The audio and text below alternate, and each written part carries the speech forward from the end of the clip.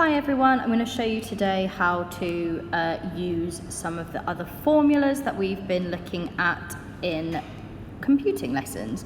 So the first thing you're going to do is you're going to recreate this table. It shows me the average temperature in Dubai and London over each month of the year.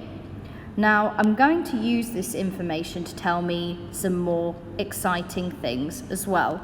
I've made a table, as you can see, a line graph, because our data is continuous, so we need to use a line graph to show the two different temperatures.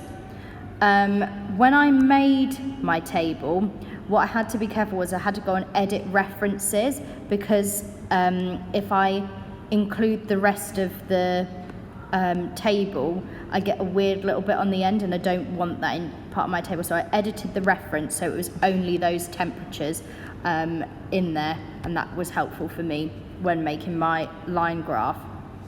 So the first thing I want to do is find out what the monthly average, or the average temperature for the year is in Dubai. So I'm going to click cell, and then I'm going to click on the quick formula average.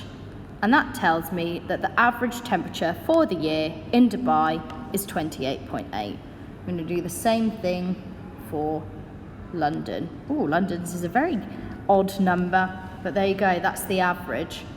I also want to find out the highest temperature, so again I'm going to click on cell, and I'm going to click on maximum. That's going to tell me the largest number there. If I click on lowest temperature, I want to go for the minimum. It's going to tell me the smallest number in that table. And I'm going to do the same thing for London as well.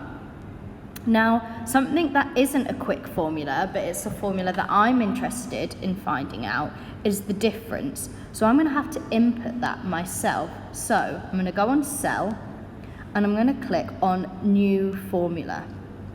What I want the cell to do is I want it to tell me the difference between the higher temperature, which in every case in my table is Dubai, and London, which is the lower temperature. So I'm going to do equals.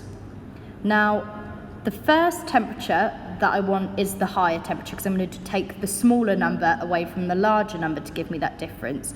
So I've put equals, and then the cell that I want the temperature for in Dubai is the January one, so that is cell B2. So I'm going to put B and then 2 minus, and then I'm going to put in the London temperature for that month, which is C2. And when I'm happy with that, I'm going to press tick. And there you go, it's told me the differences between those cells. I'm going to do the same thing for the next one. Equals, except it's a different cell now, so it's going to be B3 minus C3.